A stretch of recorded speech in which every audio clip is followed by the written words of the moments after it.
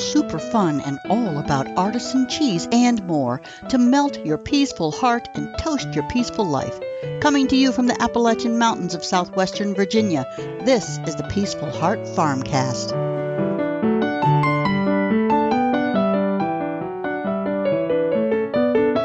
Hey, this is Scott Hall from Peaceful Heart Farm, and you are listening to the Peaceful Heart FarmCast. Hello, everybody. Melanie Hall here. I hope you're doing very, very well.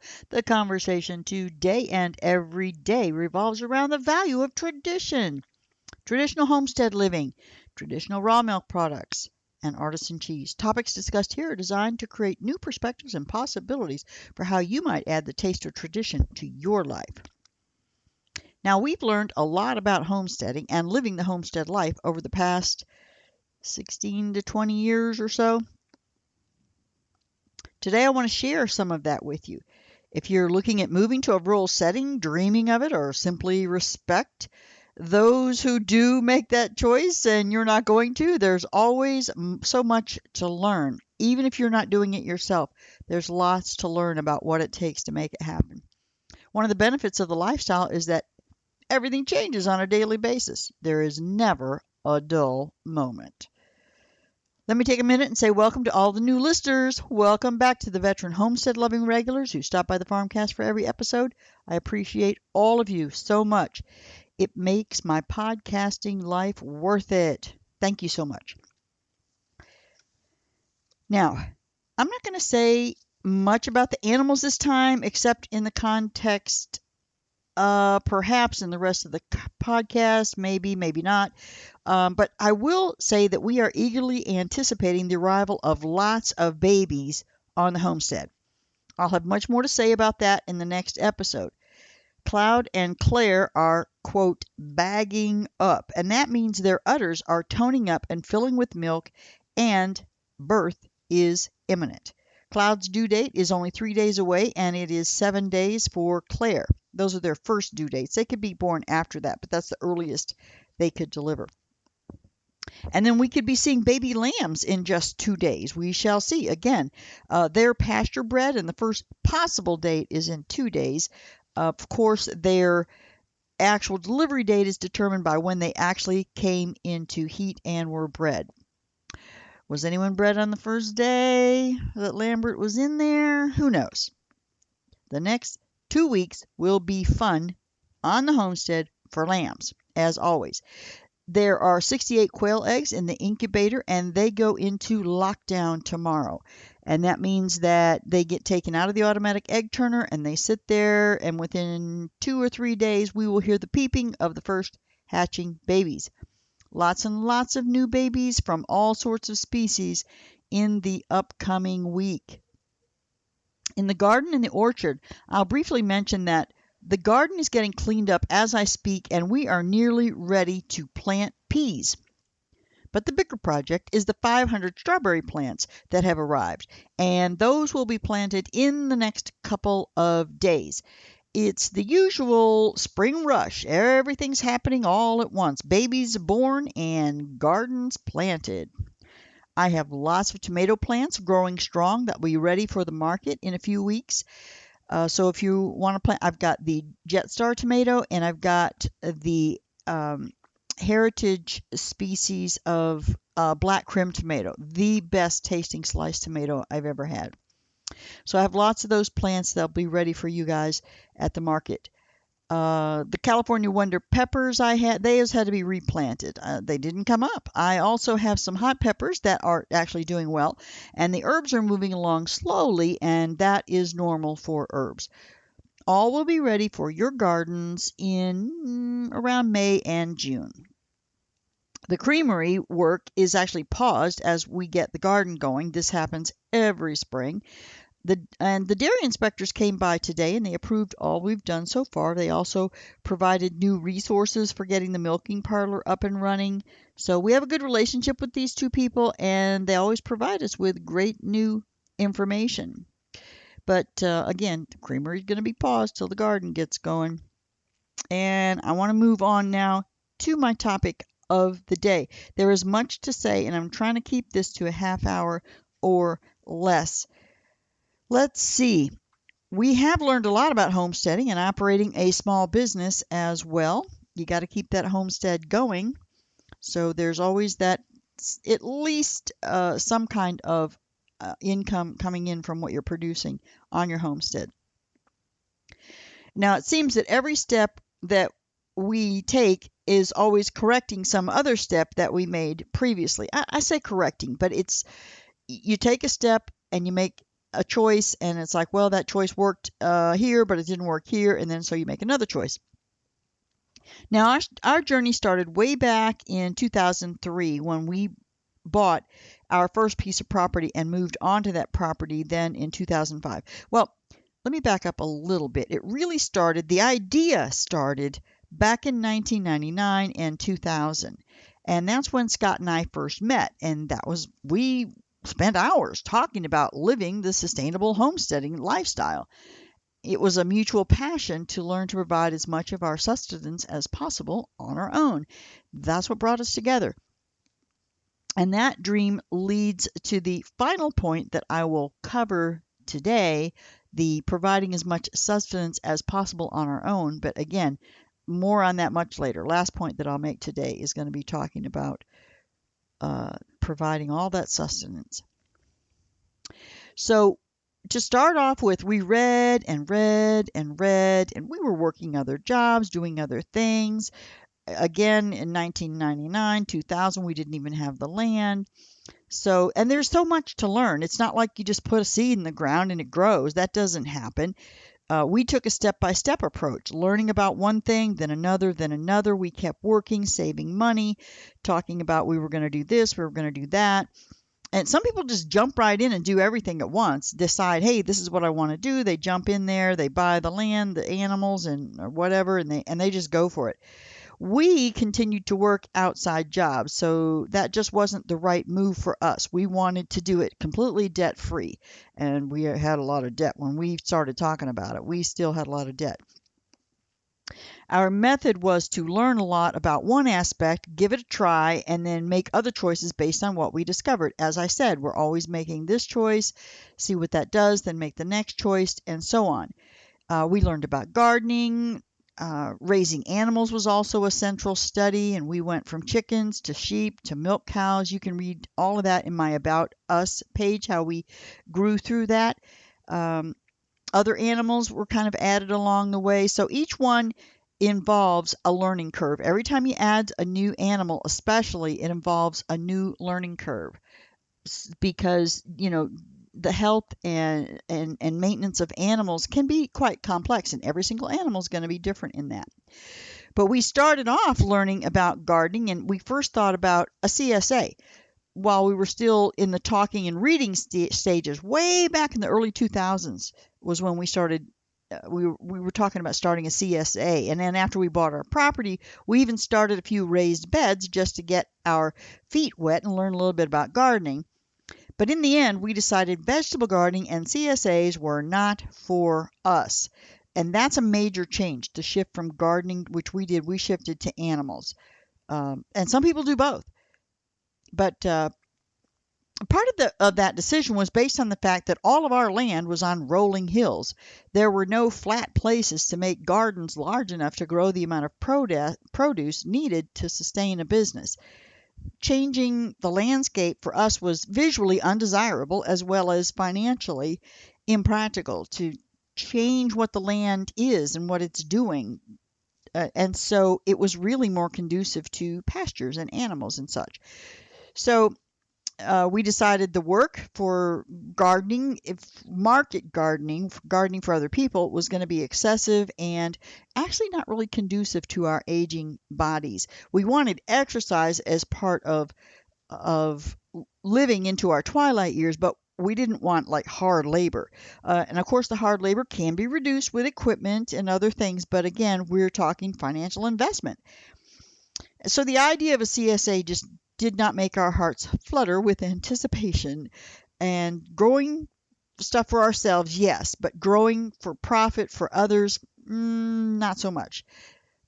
So for those unfamiliar with the term CSA, by the way, it's simply an agreement between the farmer and his customers that they will invest in the farm for the year or for the season, and the farmer will produce food for those customers. So the farmer collects all the money up front and then grows the product, and then each week the customers pick up the results of what has been farmed. I'm given a very bare bones view of this process. The farmer has to calculate what they believe they'll grow, communicate that to the CSA members so they know what to expect on which weeks and so on. It can be quite complex to set up, but there's lots of good models out there that you can learn about to help you out with that kind of stuff if you're interested in that. And then there's the actual growing of the food. That is a huge learning curve there. And then you have many unfortunate things that can happen along the way with the CSA or animals or anything else. We actually participated in one for quite a while when we were commuting from Virginia to South Carolina every week. We couldn't grow our own food at that point. We did try a little bit, but it just got overgrown with weeds because we weren't there to maintain it every day. And so we supported a local farm that was near Beaufort, South Carolina, until they went out of business. It was kind of a sad thing. The farm had been in the family for a very long time. I'm thinking 75 plus years, maybe even more. I don't remember exactly. But the owner and his son were kind of making a last stand with the farm with this CSA. And they produced lots of great food. And I believe they were really profitable. And at least they were profitable enough to stay in business. We talked to them quite extensively, and they seemed to be doing really, really well. And then about the third or fourth season that we were buying or investing in their CSA, the rains came and the floods came. And this was back 2012, 13, 14. I can't remember exactly. Some of you may remember when much of South Carolina and North Carolina were underwater. It wasn't a hurricane, at least not directly. I think maybe there might have been indirectly some of the rain coming from other places, but they weren't really hit with the winds and all with hurricanes, but lots of rain. It was rain, rain, rain, rain, and the rivers were flooded and the lowlands were flooded. And eventually, much of these two states were flooded. The southern part of North Carolina and probably the southern part of South Carolina from Columbia all the way down to the coast that were just underwater. This land was so saturated. So many crops were lost. You couldn't plant, and the crops that you did have got drowned and so on. They even lost many animals, where rivers overflowed. There were everything. The farms were flooded. Horses, cows, pigs, many other animals were lost, chickens, and so on. Now, to be fair, lots of people joined in and saved many of these animals, but in the end, the losses were too much for our family farm CSA with all of this flooding. The farm survived, but many customers were lost. Non-farmers don't really understand, or they might change their mind when they find out that a CSA means sharing the risk. You are investing in the farm just as the farmer does. And in the end, whatever the farm produces is what you get for your money. Again, you're paying for all of that up front. And the weather or disease or some other disaster can devastate plants and animals that form the basis of a farmer's income. Disaster happens all the time. The farm produces nothing or nearly nothing at that point. And the farmer takes his losses and he keeps going, or tries to anyway. Many times the CSA members just move on and they go back to buying from the grocery store where they can be guaranteed of receiving product for the money that they've invested. Those kind of farms, hey, they get government subsidies. Well, we understand, and we continued to support our farmer, but too many others did not, and the farm continued for another year or so, but ultimately succumbed to the losses from those floods. Now, having said all of that, I don't want to turn anyone away from this idea. CSAs are great, and we actually have many in our area that are doing very, very well. The recent pandemic has been a boon for many of them. There were times when food shortages were prevalent in the supermarkets, and the CSA farms got lots and lots of new customers. Suddenly, the produce from a local farm was more accessible than food from the grocery store. It does kind of work both ways sometimes. I'll wager that many of you are interested in this lifestyle simply because the food supply chain seems a bit unstable at times. You want more control over your food supply for you and your family.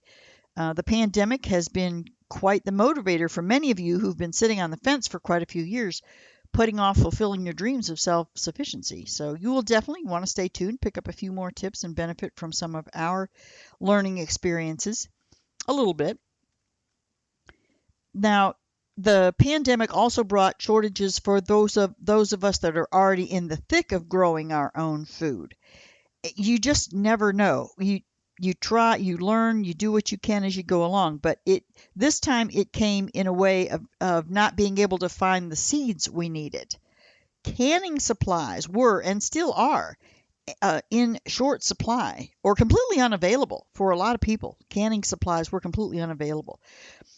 I've picked up extra jars at this point as they became available because I came really close to running out of jars. Now, those jars come with lids. The new jars come with lids, but the jars I already have need lids, and those are still unavailable. Even here we are into the next year. Fortunately for me, I have a large supply of reusable lids. So this is something you might want to think about. I know a lot of people kind of learned the hard way. They couldn't get the lids for their jars, because you can pick up jars all over the place, but you have to have those lids. Now, if you haven't tried these, I say give them a try. I don't use them for things that I can for the farmers markets. Jam and stuff that I make for the farmers market, I actually have to use the metal lids. But I use them, the plastic ones, successfully for our own food stores. And the brand I use is Tatler. So they're plastic lids, and then they have a rubber seal. And I bought literally hundreds of these quite a few years back, and I wasn't really using them because I had bought also hundreds of metal lids. And I used them enough to know that they worked really well. The plastic lids I'm talking about. Even though there are lots of reviews out there that say that they don't seal well, I have found them to seal just fine. And sometimes you just go for it and give it a try. Now, I do treat them differently than the metal lids. So with the metal lids, you tighten them finger tight, and then don't tighten them again. You tighten them down finger tight, you put them in the canner, and that's it. And then lots of times when they come out of the canner, they're actually the metal ring is a little bit loose. But with the Tatler lids, what I did is when I would bring them out of the canner, I would tighten them. I tightened them finger tight before I put them into the canner, but immediately when I pulled them out, I would crank that metal ring down tight as I pulled them out of the canner. And then using that method, I have a 99% seal rate. I occasionally have one jar that doesn't seal properly, and we eat that veggie with a meal within a few days, but most jars seal just fine. Now, with metal lids, I rarely ever have a jar that doesn't seal. And with the plastic Tatler lids, every once in a while, I'll have 1 out of 7 or 14 that I do in a canning batch of quart jars that doesn't seal. But again, as they come out, crank that lid down tight.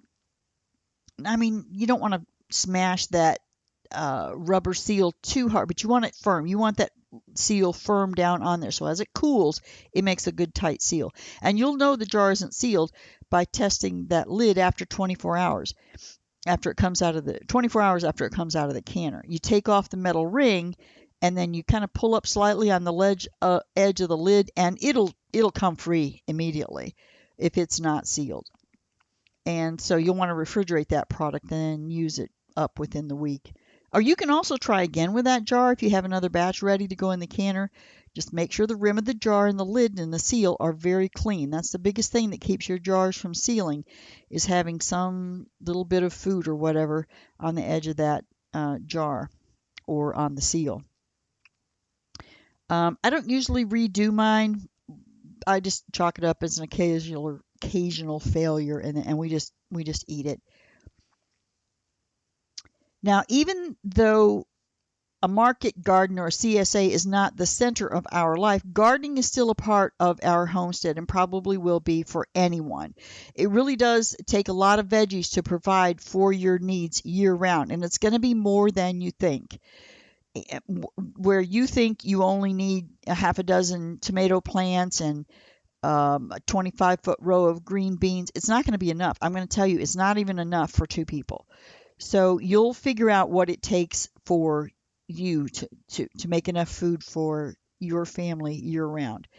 Just start somewhere, and if it's not enough, then make more the next year, and then make more the next year until you get up to the point where you're growing enough food. And you want to grow, what you grow is going to depend on what you and your family want to eat. For instance, I gave up growing lots of lettuce. I mean, Scott, he's always said he really likes vegetables, and he does. However, he's not a big salad eater. Green vegetables like green beans, asparagus, peas, carrots, not green, they're orange, but anyway, basically cooked vegetables are the ones he wants. And so now I only grow these kinds of vegetables.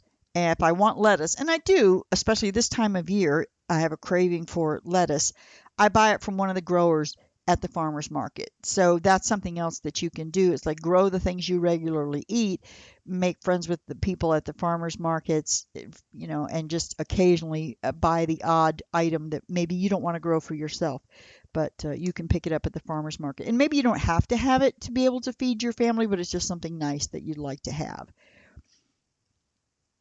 Now, so you'll want to have that kind of a garden going on. And again, that's a learning curve. How much do you actually need to grow? You'll figure that out as you go along.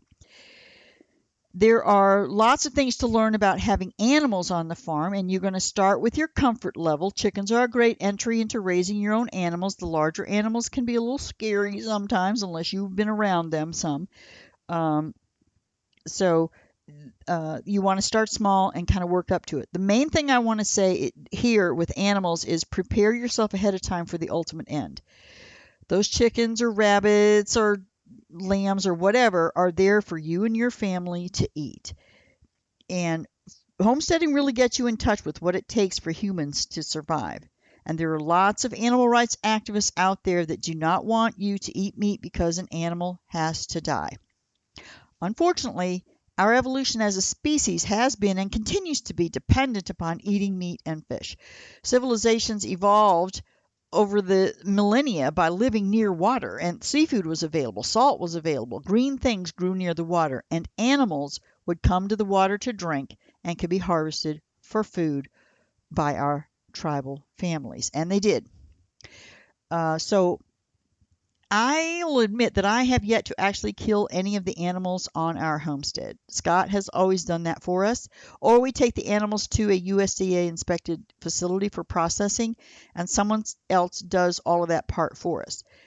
Now, having said that, I have no doubt that if I was the only one available to do the deed, I would do it. I would say a prayer to God and do it. This is a hard one for many people, and I guess becoming vegetarian is an option. Perhaps many of you already have made that choice. It's a valid choice. I don't believe the entire world will ever be vegetarian. It's just not sustainable for those living in northern climates. Homesteaders there may have to come to a peaceful place with knowing that animals die so that they can live there in the colder climates. Not everyone can live in the tropics and grow vegetables year-round, and the need for protein still exists. I'm not educated enough to know what it would require for a vegetarian to grow enough beans or grains to fill their needs for protein. So, anyway, just be aware that if you're raising animals, you're raising them for meat, and keep that in mind. And I'm not going to say it's going to be easy, because for some people it is absolutely the hardest thing. And there have been animals that we've lost due to disease or whatever.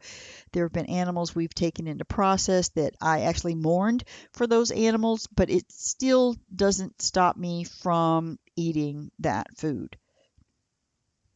I miss the animal, but when the meat comes back from the processor, it's meat, and I'm going to eat it. And of course, there are those that are not going to agree with your choices. There are those in your circles. Also, they'll continually ask you, why are you doing this? And sure, we could have kept on working our very lucrative jobs and buying good quality food from local farmers. And maybe some of you are doing that, and you'll continue to do that. And that's perfect. We didn't need to do it ourselves. You don't need to do it yourself. there are other things we could be doing, making lots of money, traveling, and so on. I think about that sometimes. But on the other hand, I've already done a lot of that. I've traveled all over the U.S. and a few places in Europe. I loved it. But then the airline industry went downhill and traveling all the time became more of a hassle and less of an adventure. Still, I think occasionally it would be pretty good. But anyway, so the biggest driver, I think, is the inner urge to provide for oneself, to feel the confidence in being able to support your family no matter the circumstances. And again, you don't have to do it yourself. You can support your farmer. I started off talking about the CSAs. You support that farmer, you get the benefit of what that farmer produces for you. And in the end, not everyone's going to feel that drive to homestead, to grow all of it themselves, and they never will. The bottom line is, for you, is it worth it to you and your family? It's a lot of work. We all know that. And maybe you get into it and find that it really is more work than you're willing to do. Maybe that call to take several cruises and travel to Europe or America if you're already in Europe, or travel to some other destination different than your home country. Maybe that urges you on. Go with that. You can always live vicariously through and support your homesteading friends, again, by buying their products and investing in their businesses. And then you've got really good food. And that brings up another point, products. Even the most self-sufficient homestead will need to sell some sort of product to buy things that cannot be produced on the farm. So keep that in mind. Yeah, you're going to grow. If you want to be completely sustainable, you're going to have some form of income. You're going to have to sell a little bit here and there. And it doesn't have to be really formal, depending on your financial situation. If you want a regular income, you're going to need to learn about, operating a small business, kind of like what we've done. But it doesn't have to be that formal. But you are going to need to make a little bit. So again, we chose to create a small business within our homestead. I mean, we really don't need that much money, but one thing led to another, and here we are. We love making cheese, and it has been worth it to us to take even longer to complete the homestead part of our dream while we build the creamery. It was only 4 years ago that we quit working for others and jumped in full time to live our dream. Up to that point, we were building a little bit at a time, and we didn't have to go all in with the creamery. We could have kept it small. So you just never know. You go where your heart leads you, and you'll make changes over time. That's, you learn to kind of roll with the flow. We built fencing, we added animals, we learned that growing our own hay, that was more than we wanted to do. We added more animals, and again, we finally fell in love with our cows. We hit our sweet spot. And if we had to do it all again, I think we would still do it in steps before making our final decision on the central theme of our homestead. Deciding to make cheese was huge, of course. The cost of the infrastructure is why not many people do it. But that barrier to entry also keeps the competition to a minimum, so you have that. There are always pros and cons to every choice that you make. And you're going to make a choice and decide later that that wasn't the best choice. You just make another choice. Trust your instincts. Know that you can do far more than you ever thought you could. There are ups and downs. There are joys and sorrows. I can't tell you the sorrows of losing lots of animals. We lost so many lambs in the beginning before we learned what we needed to do. Or the sorrow of the farmer I mentioned above that was completely wiped out by Mother Nature. But we must try. We must give it our best shot. All of life is a risk, and homesteading is a risk, but the inner joy is so worth it for us. And perhaps it'll be worth it for you as well. Now, the last thing that I want to mention about what we've learned is what I talked about way back in the beginning, the passion to produce as much of what sustains you as you possibly can. And the bottom line is that you simply cannot do it all. You will start in a direction and add lots of stuff, only to find out in a very real way that there are only 24 hours in a day. And if you stretch yourself too far, the joy of that homesteading life can turn into drudgery and a chore. Now here, just as an example, here are some of the ideas we've either tried or at least talked about, but have now fallen by the wayside. The Cashmere Goats, you've heard me talk about them. They were brought onto the homestead to provide fiber to make yarn and then knitted things ultimately. I wanted to make our clothes. Way back in the past, I even had flax seeds ready to grow for fiber. I was going to grow a field of fiber and figure out how to process flax and actually make um, linen. Linen is made from flax. Both of those things are full-time operations, the cashmere and the linen. So you would grow, if you were going to do something like that, you would grow a small garden and have a few animals for yourself, and the rest of your time would be spent on those projects. Would it be worth it? Perhaps it is a long-held dream for some of you to do something like that. Go for it. For us, it was just another task that needed to be completed that never got done. And the flax, I mean, that never even got close to making linen.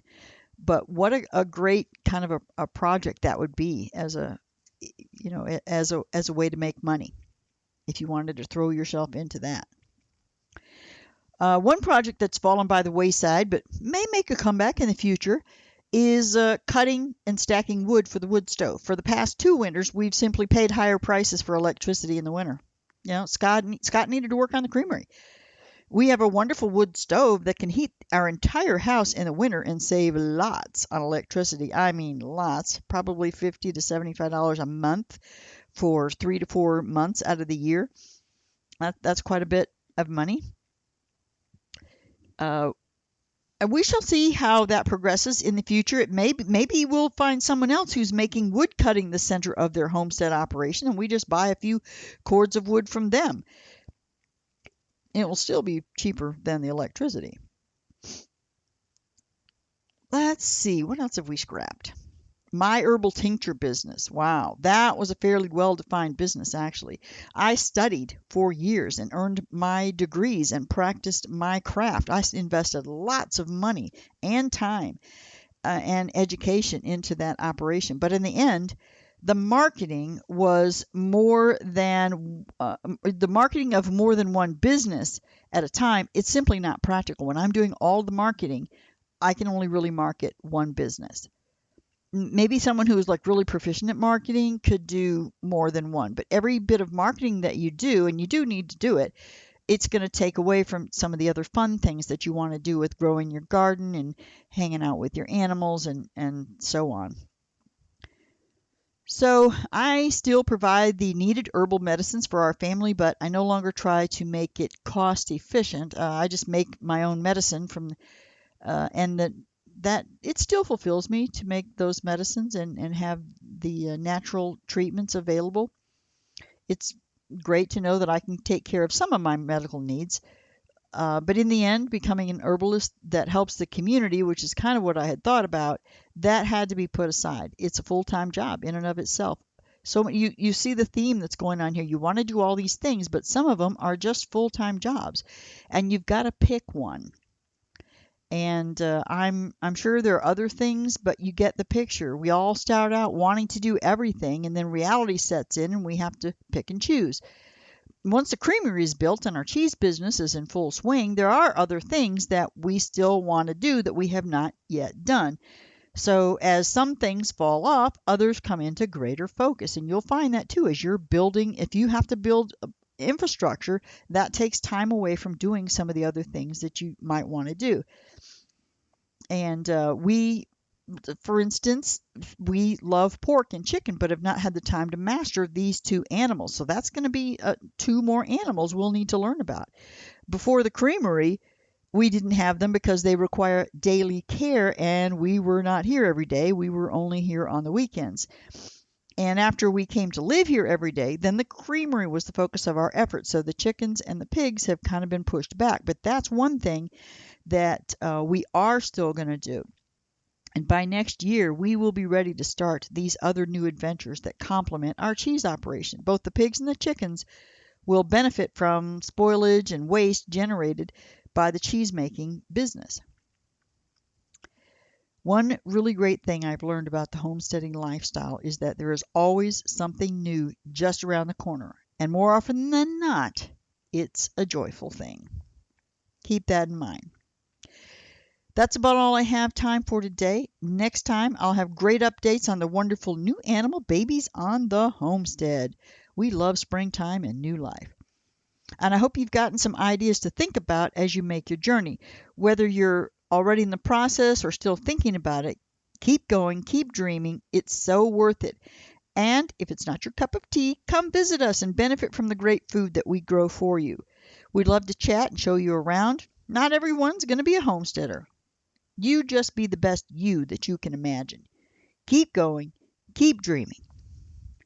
If you enjoyed this podcast, please hop over to Apple Podcast or whatever podcasting service you use. Subscribe and give us a 5-star rating and a review.